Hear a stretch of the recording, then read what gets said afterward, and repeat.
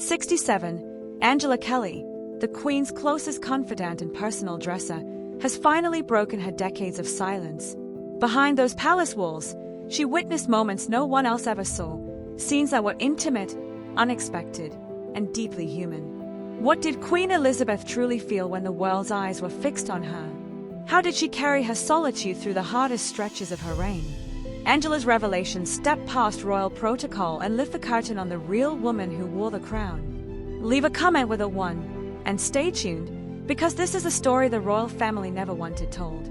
Angela Kelly was never born into privilege. She didn't come from power, status, or royal ties. She grew up on the opposite side of Britain's social ladder. Born in Liverpool in 1957, she lived in a council house. Her father worked as a crane operator, her mother as a nurse. Angela kept her Scouse accent throughout her life, a soft but steady reminder of where she came from. Long before she managed royal jewels or designed state gowns, Angela walked the halls of Buckingham Palace as a housekeeper. Everything changed in 1992. At the time, she worked at the British Embassy in Berlin under Ambassador Sir Christopher Malaby. That October, Queen Elizabeth and Prince Philip visited the embassy. Angela didn't freeze or fawn. Instead, she casually struck up a conversation with the Queen, mentioning she planned to return to the UK. She had no idea that the simple exchange would spark something unimaginable, a royal invitation. By early 1993, Angela Kelly had been hired as one of the Queen's dressers, and she quickly stood out.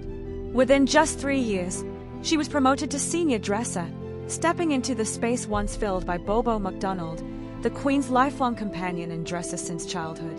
Expectations were heavy, but Angela didn't try to imitate anyone. She created her own way forward.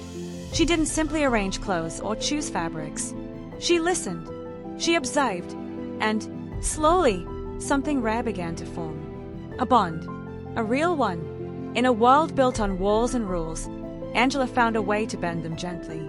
The Queen trusted her so deeply that she eventually moved into the palace itself, becoming essential not only to the Queen's wardrobe, but to her daily rhythm. Angela once said, "I love the Queen and everything about her. She allowed me to get close to her, and she trusted me for a long time." That trust wasn't luck. It was earned. Angela brought more than skill. She brought loyalty, sharp humor, and an unmatched eye for detail. The Queen, so often seen as formal and reserved, appreciated Angela's dry wit and her grounded Liverpool charm. They shared laughter. They shared quiet moments. They shared the kind of simple, steady companionship that never made headlines. This was not a normal employee-employee relationship. Angela became part of the Queen's inner world in a way few ever had. When she was officially named personal advisor and curator to the Queen's jewelry, insignia, and wardrobe, it wasn't just a promotion. It was a reflection of everything she had become. Her work went far beyond fashion. She handled priceless jewels, researched royal traditions for state visits, and ensured every outfit carried meaning. Every brooch, every hat, every stitch spoke a message. But trust like this is never handed out. It is earned quietly, day after day, through loyalty, attention, and presence. To understand how Angela Kelly became the Queen's most trusted sartorial confidant, we return to the beginning, before the titles and the fittings, back to the moment her life stepped across the palace threshold. Because while the world saw Queen Elizabeth as flawless, gliding in pastel coats and shining beneath chandeliers, Angela Kelly knew the truth behind each ensemble. Behind every hat, every coat, every gown, stood the woman who wore them, and the woman who understood her better than anyone else. She didn't simply choose clothes. She crafted messages. Every hat, brooch, and dress became a quiet form of communication. Angela Kelly's work was never about trends. It was about heritage, identity, diplomacy, and the Queen's comfort, all stitched into fabric with careful purpose. Angela wasn't pulling outfits at random. She planned months ahead. If the Queen was scheduled to visit Kenya in November, Angela had already selected fabrics and designs back in the spring.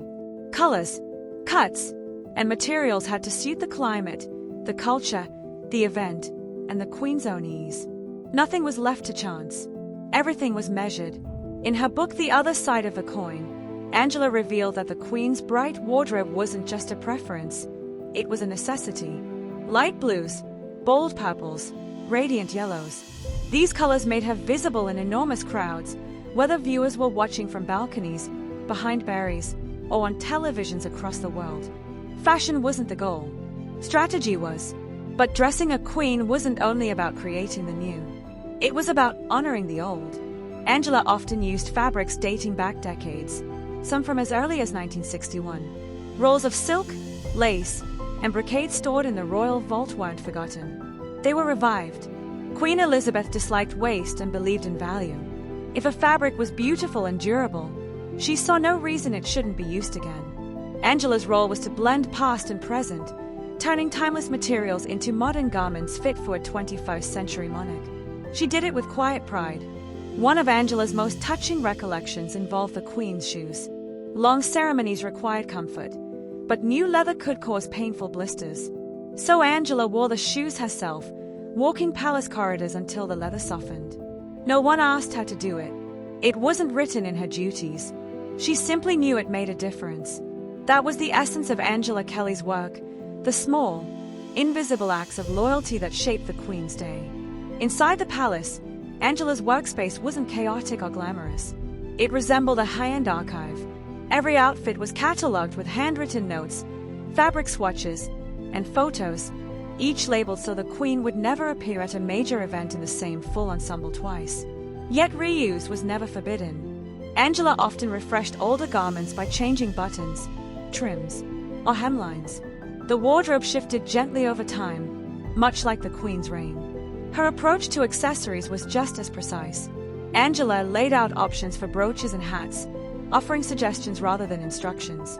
Every decision was built on collaboration and trust. She wasn't just a designer. She was the Queen's closest advisor on public image. The world admired Elizabeth II's elegance, but few understood the work behind each look, the research, the late nights, and the weight of symbolism. Angela ensured that nothing, not even the shade of a glove, was chosen without purpose. And she was there for the moments the world would never forget. One of the most extraordinary was bold, unexpected, and broadcast to billions. Angela Kelly wasn't simply the woman behind the wardrobe. She became the quiet architect of history. And one of her most iconic moments had nothing to do with brooches or pearls, but with paragliding, James Bond, and a stadium full of stunned faces. During the opening ceremony of the 2012 London Olympics, the world expected British pageantry, a touch of wit, maybe a cameo from Paul McCartney or a nod to Shakespeare. No one, absolutely no one, expected Queen Elizabeth II to appear in a film sequence, calmly greeting James Bond inside Buckingham Palace. The scene opened like any classic Bond moment, with Daniel Craig cutting through the gilded corridors of Buckingham Palace. Then the camera shifted, revealing the Queen at her desk. She looked up, unshaken, and said, "Good evening, Mr. Bond."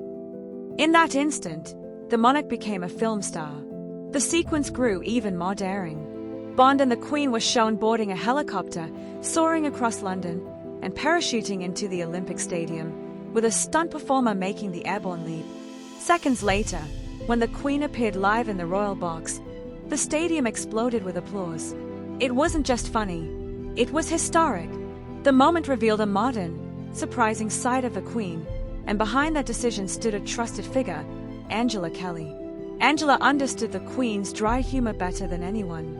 She had seen it up close, in small private flashes that rarely escaped palace walls. So when director Danny Boyle and his team proposed the Olympic stunt, many expected the Queen to decline. Angela didn't. She encouraged the idea, recognizing that it wasn't frivolous but a chance for the Queen to connect with a younger crowd. With a nudge of quiet confidence, Angela helped Elizabeth break tradition without losing dignity. It wasn't the only time Angela saw that playful spark. One of her favorite memories came on an April Fool's Day, when she placed a lifelike stuffed cuckoo outside the Queen's window and told her a rare bird from Australia had turned up at the palace. The Queen examined it seriously before murmuring, "You're joking," then erupting into laughter. Few people teased the monarch. Angela could. She had earned that trust. Inside the palace, Angela was more than a dresser. She was a steady presence during moments of intense pressure. While the world saw flawless style, Angela hovered just out of sight, straightening hems, checking earrings, softening the edges of long days with a quick joke. Her work guarded not only the Queen's appearance, but her comfort, composure, and confidence. Her influence reached far beyond the spotlight. She quietly protected royal tradition, even through tasks as humble as restoring a garment. One of her most significant projects was the rebirth of the royal christening gown. The original gown, created in 1841 for Queen Victoria's eldest daughter, had been worn by more than 60 royal babies. By the early 2000s, the Spitalfield silk and Honiton lace were too fragile to use. The Queen knew it needed to be replaced, but she didn't want a hollow replica. She wanted a gown that carried the soul of the original, a garment that honored history rather than imitating it. She entrusted the work to Angela. This wasn't just sewing, it was preservation. Angela understood the emotional weight of the task. She studied every detail of the 19th century gown, down to the texture of the silk and the way the lace caught the light. She sourced new lace from Italy, famed for its fine craftsmanship, but there was a problem. It looked too new, too bright. The gown risked looking like a costume instead of a continuation of royal history. Angela didn't force the fabric to fit the story. She coaxed it, and her solution came from an everyday cupboard staple, Yorkshire tea. By soaking the lace in brewed tea, Angela coaxed out a pale golden tone that echoed the original gown's gentle aging. It was a simple trick, but a brilliant one, blending tradition with creativity in a way that felt unmistakably hers. When the new christening gown was finally finished, it was breathtaking. The first royal baby to wear it was James, Viscount Severn, the Queen's youngest grandson, at his 2008 christening. The moment was quiet, almost understated, yet deeply symbolic. It marked the start of a new chapter in which the royal family could honor its past without fearing the fragility of its heirlooms. Since then, the gown has been worn by many children of the House of Windsor, Prince George, Princess Charlotte, Prince Louis, and even Archie Harrison, the son of Prince Harry and Meghan Markle. Each time it appeared, the lace and silk carried nearly 2 centuries of history, preserved by Angela's careful hands. But Angela's service to the Queen stretched far beyond gowns, ceremonies, and royal closets. When the world shifted in 2020, palace life shifted with it. COVID-19 swept across the globe, and Windsor Castle fell silent. Banquets disappeared. Tours ended. The familiar rhythms of royal duty were replaced with seclusion. At the center of that quiet world was Angela Kelly. Angela, once the force behind the Queen's polished public image, suddenly became something much more personal. She joined what the palace called HMS Bubble, a group of about 20 trusted staff who lived in isolation with Queen Elizabeth and Prince Philip. The name sounded light-hearted, but the reality was anything but. They could not go home, could not see family, and surrendered months of their own lives to protect the Queen. Angela was one of them, giving up more than holidays or weekends. She gave up her freedom. Inside the bubble, Angela's role expanded. She became part housekeeper, part companion, and, when needed, even part hairstylist. With limited staff allowed inside the quarantine circle, she styled the Queen's hair for video calls and official photographs herself, shaping each curl with the same precision she gave to royal hems and hemlines. Days were quieter, meals were simpler. Long palace hallways that once echoed with footsteps and formalities now carried only silence. Yet in that stillness, Angela and the Queen grew closer. They shared afternoon tea, some days in pause and reflection, other days in warm laughter that cut through the isolation. And when the Queen lost her beloved husband of more than 70 years, Prince Philip, in April 2021, Angela was there. She offered quiet support as the Queen grieved behind closed doors, far from the public gaze. No cameras captured those moments, but their presence lingered behind every step the Queen took as she prepared for Philip's funeral. When she sat alone in St. George's Chapel, masked and distanced, it was Angela who had helped steady her beforehand. When the world slowly reopened and the bubble dissolved, Angela made a decision no royal aide had dared to make. She wrote about it. Not rumors, not sensational stories. Her truth. Her years with Queen Elizabeth, told from the inside. Her memoir, The Other Side of the Coin, revealed rituals and moments the public had never seen. For the first time, people learned what it was like to prepare the Queen for a banquet, to share a breakfast joke, or to sit beside her during lockdown when the world outside felt uncertain and strange. Angela had walked into the Queen's life as a staff member and stayed for more than 2 decades as something far closer. But the memoir wasn't shocking because of scandal. It was shocking because it was honest, warm, and intimate. And because the Queen had approved it. At 67, Angela didn't just publish a book. She stepped through a door only the Queen herself could open. Queen Elizabeth, a monarch known for secrecy, silence, and absolute control of her public image, granted Angela something no staff member had ever received: permission to write about their personal relationship. Not years later, not after retirement, while she was still alive. It wasn't a casual blessing. It was a historic one. A monarch who guarded her privacy for 70 years essentially told Angela, "You can tell them who I am." The result was a book that resonated across the world. The other side of the coin, the Queen, the dresser, and the wardrobe showed a version of Elizabeth the cameras could never capture. The woman who loved inside jokes, who sometimes made unexpected choices that left her staff scrambling, who cared deeply about the smallest details of her wardrobe because each piece carried meaning. Angela wasn't a distant observer. She was the person steaming the Queen's coats, zipping her dresses, folding her silk scarves, and fastening each brooch in just the right place on the right day.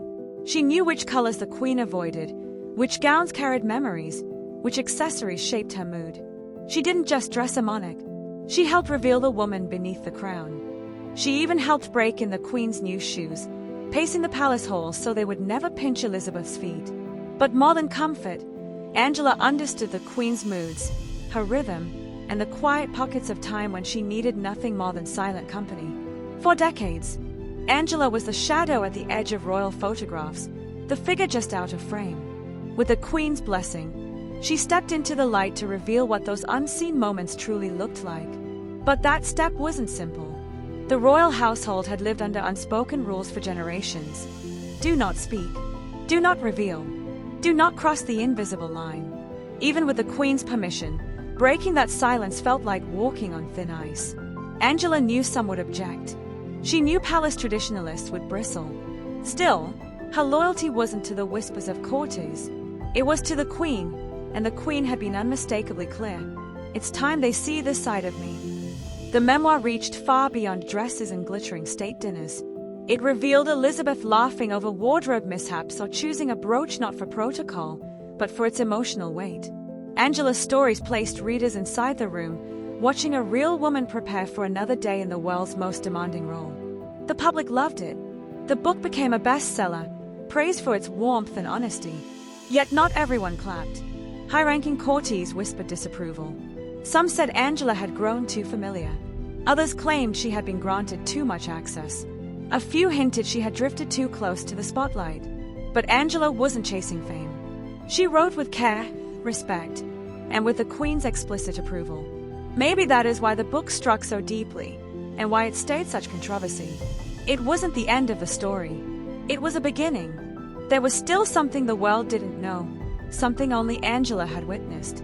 For decades, the world saw Elizabeth II through portraits and photographs that reinforced her as a symbol of tradition. Perfect hats, precise posture, always regal, rarely human. She belonged to ceremony more than to herself. Yet beneath that polished exterior was another woman, one who longed to be seen not only as a monarch, but as Elizabeth. That private side remained hidden, known only to a few, including Angela. In the other side of the coin, Angela revealed one of the Queen's most unexpected wishes. She wanted to be photographed informally, captured as her true self. For the royal family, this was unheard of. Every image had been staged for generations to preserve the illusion of permanence. Spontaneity was nearly unthinkable. But the Queen wanted authenticity, something that reached beyond the formality of her role. Angela understood immediately. With gentle permission, she arranged a private photo session with no staff bustling around, no polished staging, no formal poses. Just Elizabeth, relaxed, unscripted. One photograph in particular stood out. The Queen standing casually with her hands tucked into her pockets. A small gesture, yet revolutionary. It was the quiet rebellion of a woman stepping out from behind a lifetime of duty. The moment revealed more than a pose. It revealed freedom. The memoir contained many such glimpses. Beyond the photographs, Angela captured the Queen's practicality, like her appreciation for the royal fabric archives instead of always requesting something new. It showed her thrift, her grounded common sense, her subtle humor, even her fondness for playful April Fool's Day tricks. Readers embraced this new portrait of Elizabeth. Angela's storytelling softened the distance between monarch and public. It revealed a woman with quirks, warmth, decisiveness, and laughter.